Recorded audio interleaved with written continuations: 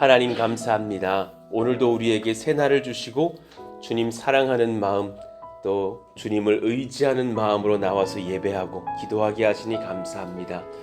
비가 또 내리는 복된 새벽입니다.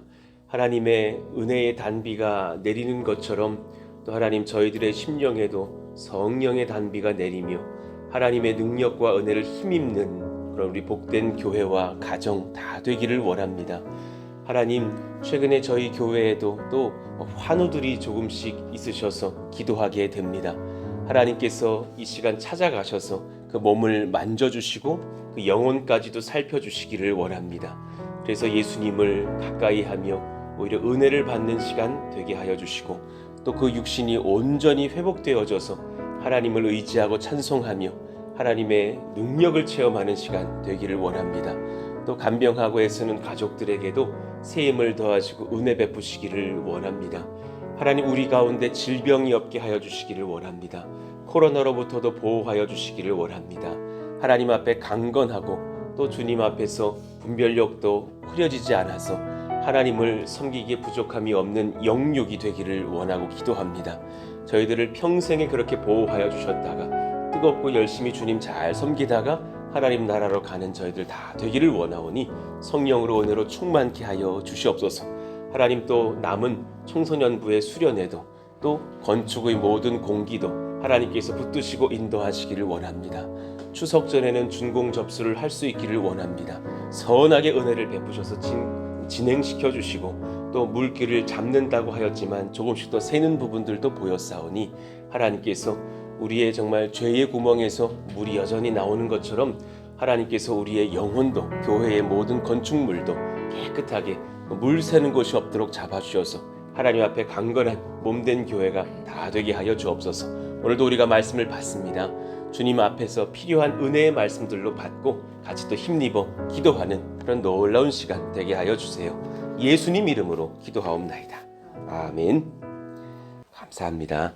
우리 같이 고린도전서 4장 1, 2절 오늘까지 암송을 해보겠습니다. 같이 읽고 암송하시죠. 사람이 마땅히 우리를 그리스도의 일꾼이요 하나님의 비밀을 맡은 자로 여길지어다. 그리고 맡은 자들에게 구할 것은 충성이니라. 고린도전서 4장 1절 2절 말씀. 아멘. 자, 우리 같이 45절에서 47절의 이 세 절 말씀을 읽어보겠습니다. 느헤미야 12장 45절에서 47절 세 절의 말씀 우리 길지 않으니까요. 합독함으로 말씀을 받겠습니다. 그들은 하나님을 섬기는 일과 결례의 일을 힘썼으며 노래하는 자들과 문지기들도 그러하여 모두 다윗과 그의 아들 솔로몬의 명령을 따라 행하였으니 옛적 다윗과 아삽의 때에는 노래하는 자의 지도자가 있어서 하나님께 찬송하는 노래와 감사하는 노래를 하였음이며 수룹바벨 때와 느헤미야 때에는 온 이스라엘이 노래하는 자들과 문지기들에게 날마다 쓸 몫을 주되 그들이 성별한 것을 레위 사람에게 주고 레위 사람들은 그것을 또 성별하여 아론 자손에게 주었느니라. 아멘. 이러한 예배를 드릴 수 있게 하소서라는 제목으로 오늘까지 말씀을 이어가겠습니다. 수일간 저희가 예배에 관하여서 묵상하였고 느헤미야서는 여러 성벽의 재건의 스토리 또 우리를 방해하는 악한 적들과 상대하면서도 지혜롭게 하나님의 성소를 지키는 그런 이야기들로 시작이 되죠. 그러면서도 동시에 그런 성벽 건축에 수많은 하나님의 성도들이 헌신하여서 어떤 이들은 가난하였지만 또 귀한 물질을 드림으로 어떤 이들은 부유하여서 더 많은 것으로 섬김으로 또 어떤 자들은 두 번 건축에 참여하기도 하면서 그렇게 성벽 재건을 완성합니다. 그리고 나서 느헤미야서가 끝나는가? 사실 많은 성도님들이 느헤미야서는 성벽 재건하던 스토리다 이렇게 알고 있는 경우가 많지만 그렇지 않죠. 이제 후반부로 갈수록 하나님의 말씀을 받는 교회의 이야기 그리고 그 말씀 앞에서 회개하게 되면서 우리의 정말 마음의 성벽이 없었던 그걸 무너졌던 것들을 깨닫게 되는 스토리로 이어진다라는 것이죠. 그리고 자연스럽게 하나님 앞에서 회개하였다가 또 찬송하는 그런 예배의 은혜들로 이어지고 있습니다. 그러다가 이제 느헤미야 후반부에 가서는 성전의 사람들을 오히려 상주하게 하면서 또 그 예루살렘 땅에 이스라엘 전역의 10분의 1의 사람들을 거주하게 하면서 또 제비를 뽑았지만 그 제비를 뽑힌 내가 순종하겠습니다 하면 그냥 무자비로 강제로 이사한 것이 아니라 순종하는 자들이 또 가서 살게 되면서, 그러나 성경에서는 거절하던 자들은 없었다고 기록되는 것을 보아서 마땅히 자발적으로 순종했던 것으로 여겨집니다. 그래서 이제 그 예배의 처소에 마땅히 상주할 만한 사람들도 생겨나면서 이제 마지막 제사장과 레위 지파들을 다시금 재정비하고 성전 봉헌식을 하면서 이제 마무리되는 그런 과정으로 나아가고 있죠. 그래 저희도 사실은 어려운 중에 느헤미야서를 지난 한 두세 달 정도 받았고, 지금 제가 오늘까지 여러분에게 드린 문서가 199페이지니까 뭐 찬송가 이어붙인 거 빼면은 한 180장은 되지 않겠어요? 그 정도의 말씀을 받으면서 하나님 저희들의 성벽 재건과 함께 성전 건축도 은혜 베푸시기를 원합니다 하면서 이 말씀을 받았던 거예요. 이제 저희도 여름을 보내면서 이제는 뭐 좀 선선해지지 않았습니까?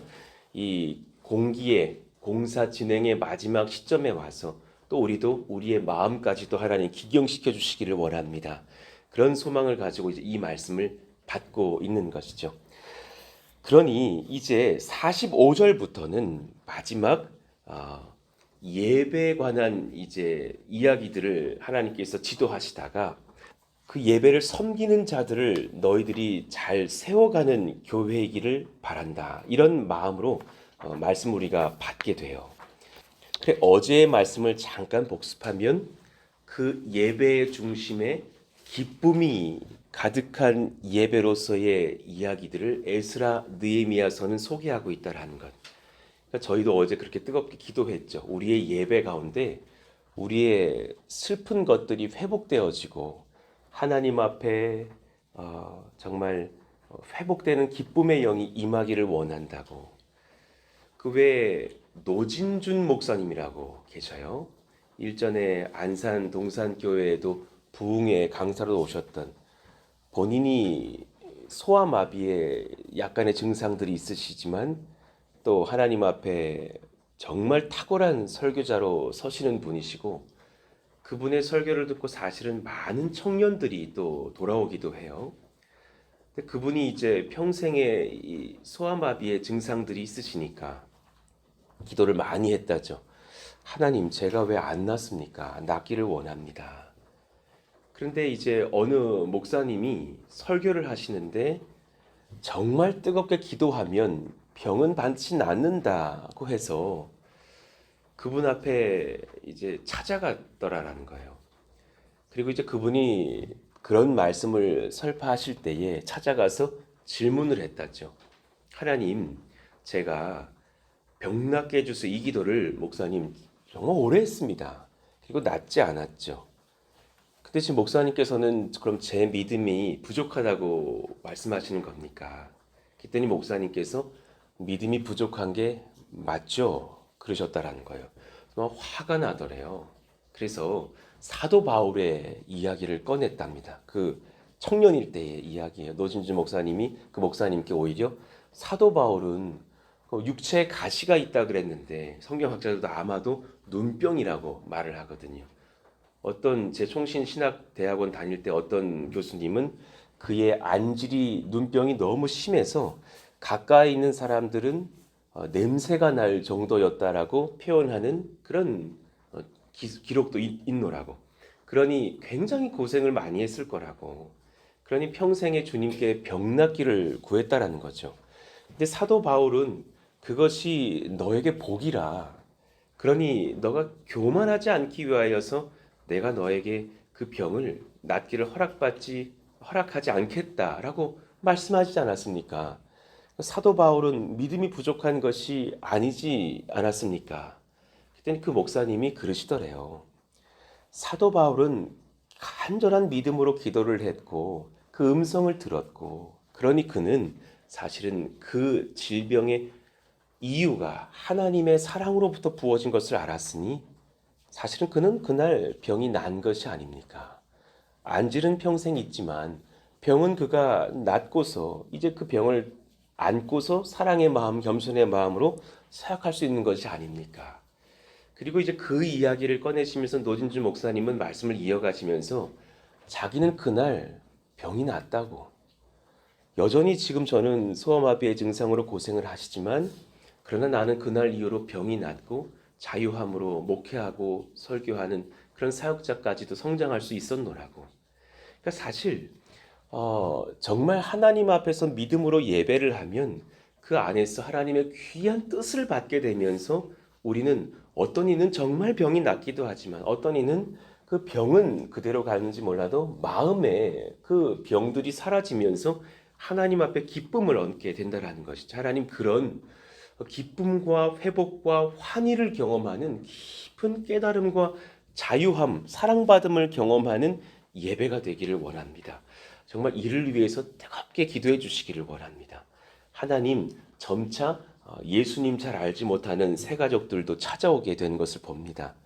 어떤 이들은 지금 뭐 15년 만에 예배를 회복했다 그러고 어떤 분은 7년 만에 회복했다 그런다면 그 15년간의 영적 성장이 멈췄던 분이 오셨다라는 이야기인데 그분들이 얼마나 사실은 말씀에 기갈할까.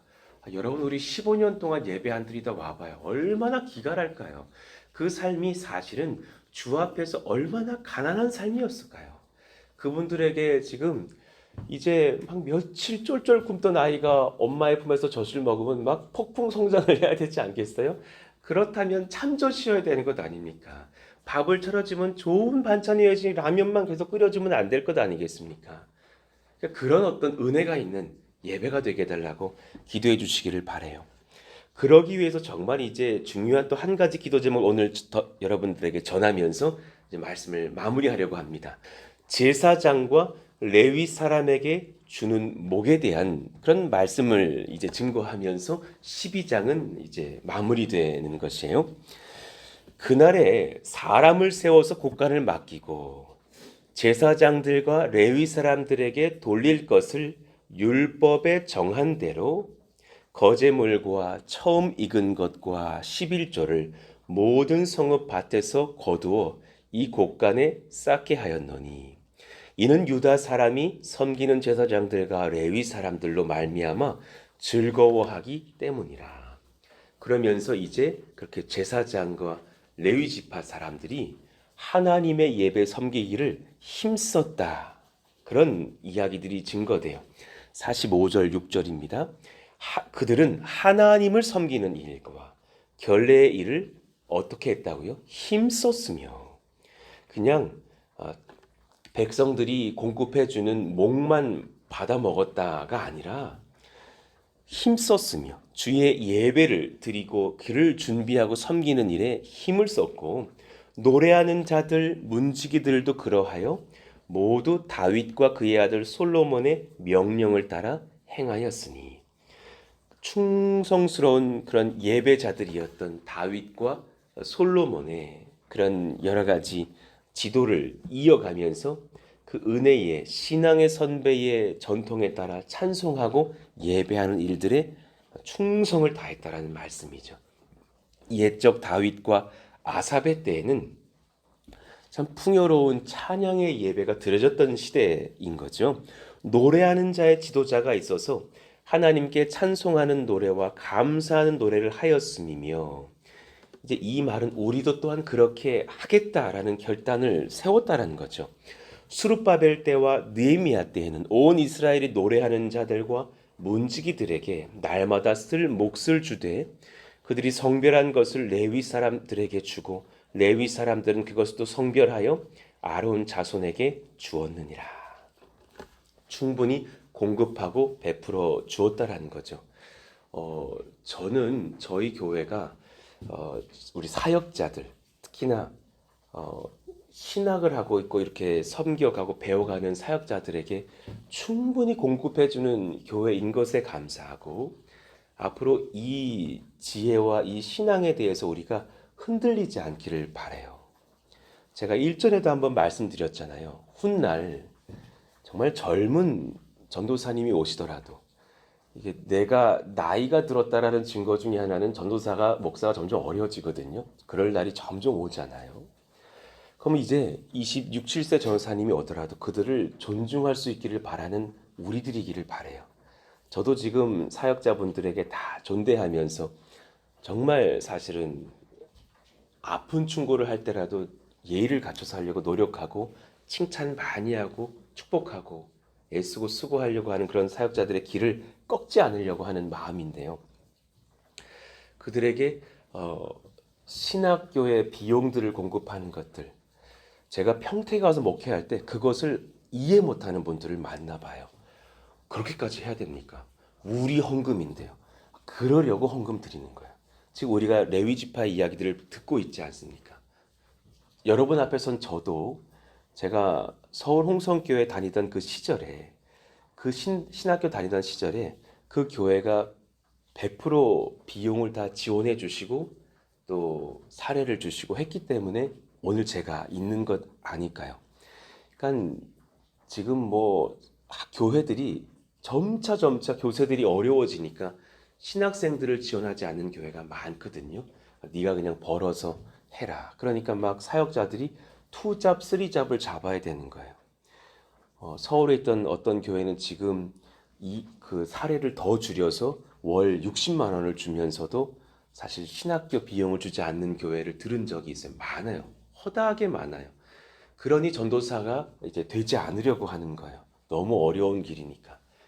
지금 저희 교회 사역자들에게 전액의 사례를 주고 그리고 많지는 않지만 또 다른 교회보다는 충분히 많은 액수들을 드리면서 사실은 그렇게 후원하고 지도하고 있어요. 하나님 이런 교회가 되기를 원합니다. 이런 전통들을 이어가며 우리 사역자들을 향한 마음들이 지켜지기를 원합니다. 또 동시에 저희들은 지금 4대 보험을 다 드려요. 저도 일전에 어느 교회에 있었지만 4대 보험 꿈도 못 꿨어요. 사실 그것은 법을 어기는 거예요. 저는 사회복지학과를 나온 사람이에요. 세상의 모든 직업은 4대 보험을 들 수 있게 해줘야 돼요. 그것은 당연한 국민의 권리예요.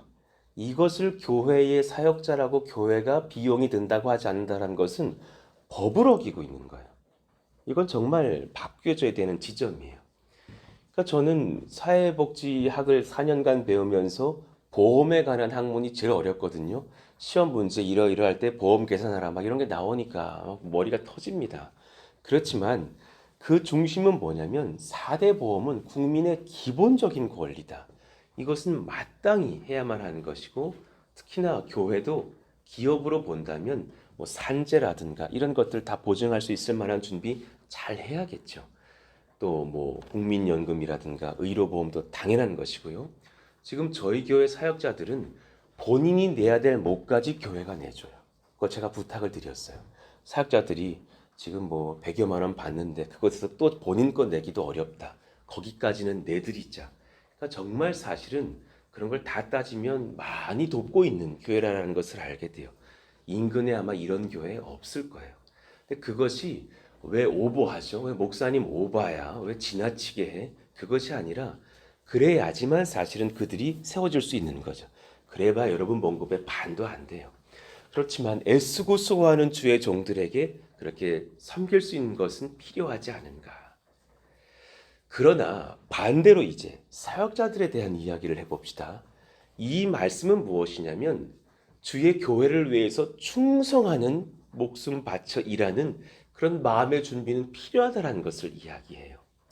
하나님 앞에 충성스럽게 성도와 교회의 예배를 위해서 섬길 만한 그 마음밭을 사역자들에게 부어주시기를 원합니다.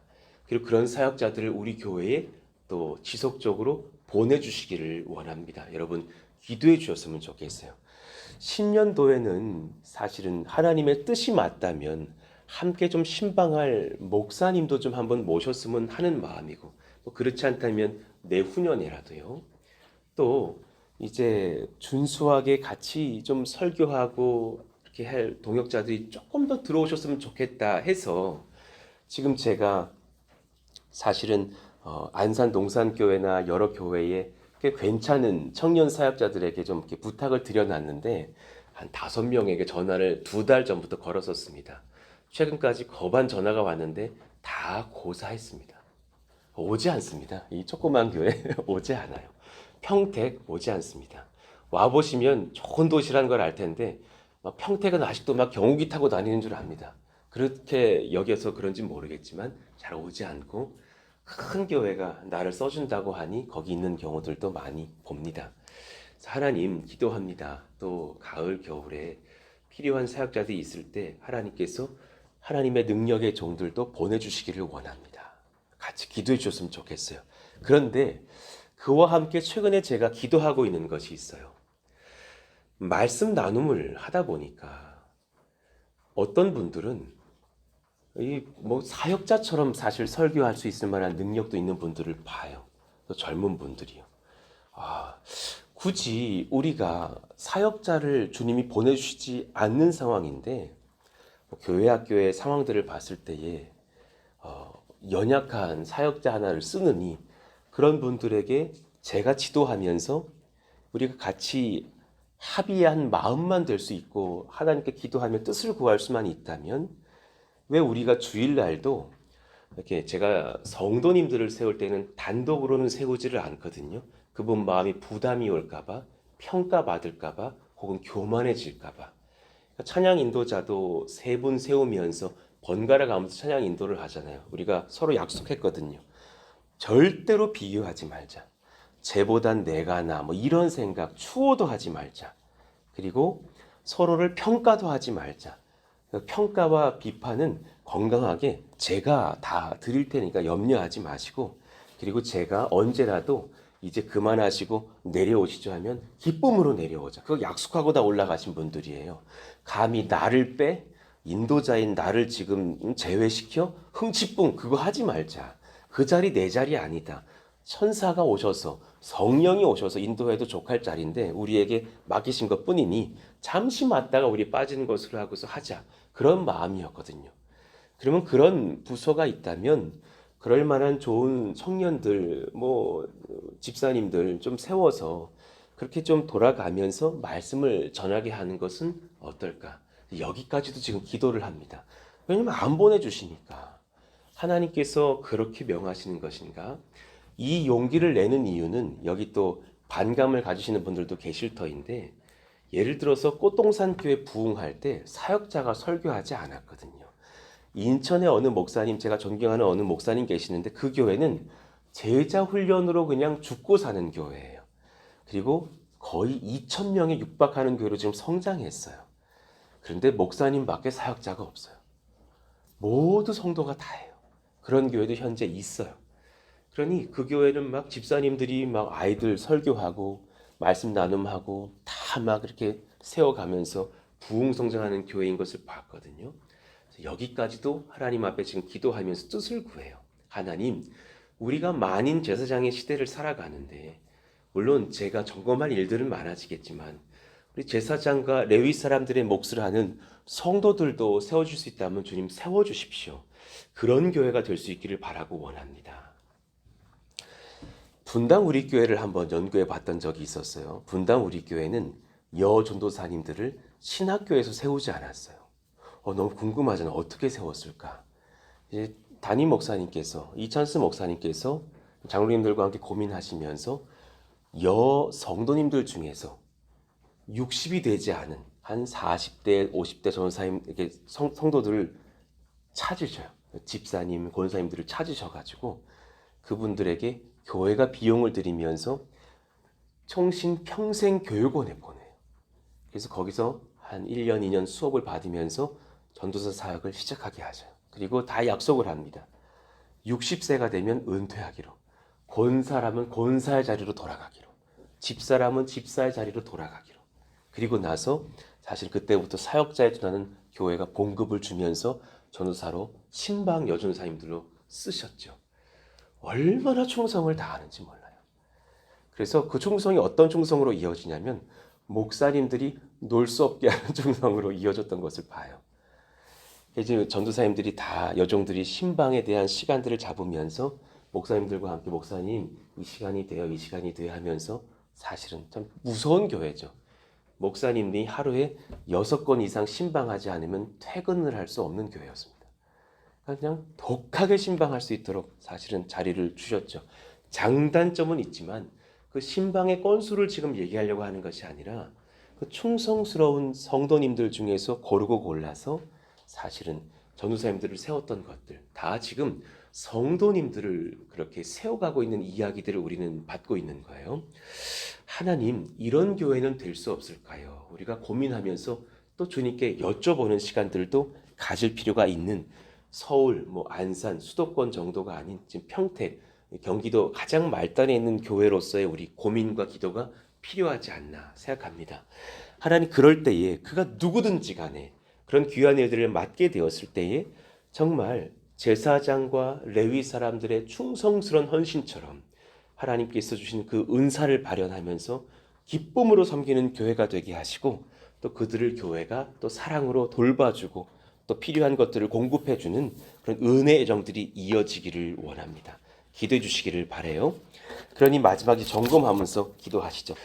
주를 위해 삶을 드린 자들을 주께서 돌보시는 교회가 되게 하소서. 먼저는 이들에게, 저를 비롯한 우리 모든 사역자들에게 또 교회의 일꾼들에게 탐심이 없게 하소서. 왜 내게 이것밖에 안 줘? 이런 마음 없기를 원합니다. 주님께서 제게 허락하신 만큼의 감사하고 족한 줄 알고 또 기쁨으로 하나님의 사역을 감당하는 그런 귀한 주의 종들이 다 되기를 원합니다. 그리고 우리 마음이 물질에 있는 것이 아니라 하나님과 교회와 성도들에게 있기를 원합니다. 이들에게 공급하고 또 이들을 지원하며 또 젊은 사역자분들을 후원하는 일 아까워하지 않는 교회와 성도들 되기를 원합니다. 그것을 아까워한다면 저는 그분에게 묻고 싶은 거예요. 당신이 돈이 우상된 것 아니냐고. 목회자들이 먼저 주께 힘써드리고 물질에서 자유한 성령의 사람들도 되기를 원합니다. 그리고 또 사역자들도 또 헌금에 충성스럽게 복종하는 그런 주의 종들도 다 되시기를 축복합니다.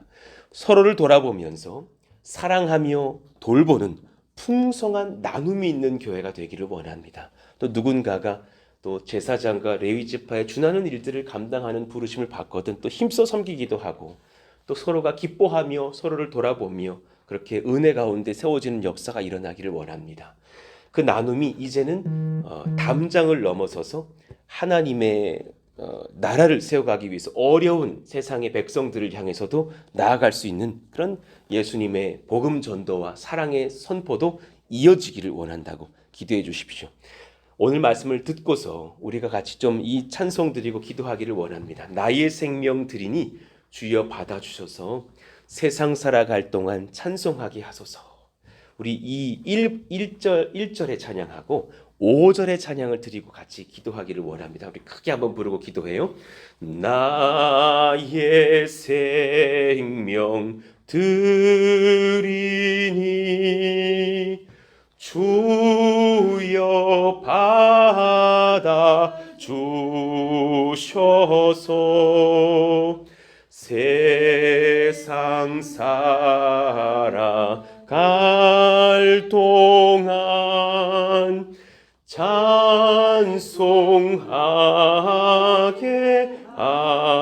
하소서. 아멘. 나의 시간 드리니 주여 받아 주셔서 평생토록 주 위에 봉사하게 하소서. 아멘. 오늘 말씀을 갖고 붙들고서 기도하기를 원합니다. 하나님, 힘써 섬기는 그런 사역자들이 일어나게 하여 주시고 또 필요할 때에는 보내주시고 또 하나님이 뜻하신다면 성도들 중에서도 이런 일들을 감당할 또 사랑의 일꾼들 세워주시기를 원하며, 꼭 그렇게 말씀을 전하고 신방하는 그런 사역들만이 아니더라도 하나님 곳곳에서 다양한 모습으로 우리가 섬길 때에 내가 이 시대의 제사장인 것처럼, 이 시대의 레위 지파 하나님의 예배자들인 것처럼 힘써 봉사하는 저희들의 헌신들도 이어지게 하시고 서로를 향한 돌봄과 베품에 어려움이 없기를 원합니다. 우리 사랑하시는 환우들을 또 하나님 우리가 중보합니다. 최근에 그렇게 아프신 분들이 좀 생겼으니 주님께서 치료해 주시고 낫게 해 주시고, 어제 또 갑작스럽게 입원하신 우리 또 조한유 장로님 하나님께서 돌보시고 깨끗하게 치료하시고 낫게 하여 주시기를 원한다고 우리 또 기도해 주시기를 바랍니다. 우리 또 사랑하시는 또 부모님들과 고륙들 영육으로 강건케 하여 달라고, 또 오늘 또 저는 오전에 시철회를 가서 이제 또 노회를 준비하게 될 것인데, 하나님 그 모든 여정 중에 우리 또 임직에 대한 준비들, 또 장로님을 이제 피택하였으니 세워가고 장로고시를 보고 또 이제 여러 직분자들을 세워가는 그런 승인들을 얻고 나아갑니다. 그런 모든 과정 중에 어려움이 없게 하여 주시기를 원하고, 그 모든 여정 중에 공사가 잘 마무리되어져서 또 같이 10월, 11월에는 그렇게 귀한 교회 사역들과 행사들을 잘 감당할 수 있도록 어려움이 없는 그런 상황들로 인도해 주시기를 원합니다. 바라건대 추석 전에 준공 접수를 하고 또 이제 10월 9일 한글날 그 휴일 그 전쯤에 준공 승인이 나는 역사가 주님 꼭 일어나게 하여 주시길 원한다고 기도해 주시길 원합니다.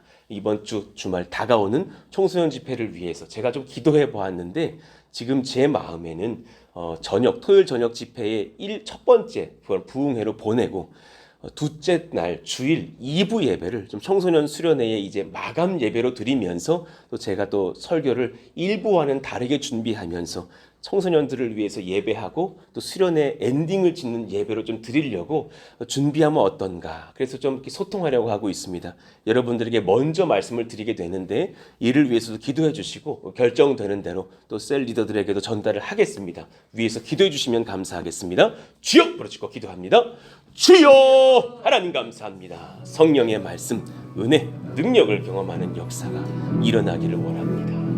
하나님 참으로 도우시고 기름 부으셔서 은혜와 성령의 말씀을 경험하는 저들이 다 되기를 바라고 원합니다. 하나님 함께하여 주세요. 은혜를 공급하여 주세요.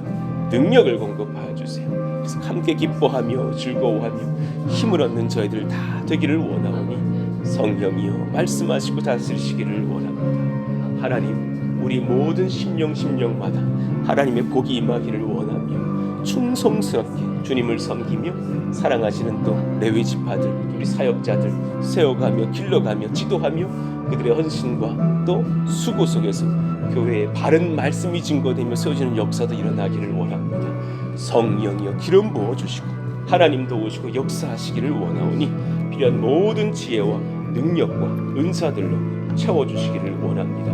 성령님 기름 부어주시고 말씀하여 주시고 다스리시기를 원하오니 하나님이여 돌보시고 인도해 주시옵소서. 여러 가지 계획들로 우리가 나아갑니다. 하나님 지혜와 능력을 주시기를 원합니다. 성령의 말씀을 주시기를 원합니다. 은혜로 하나님 우리가 분연히 세워지기를 원합니다. 하나님 우리의 간구하는 것들에 주님의 뜻을 구하오니 하나님께서 말씀하여 주시고 응답받고 세워지는 저희들 다 될 수 있도록 도우시고 인도해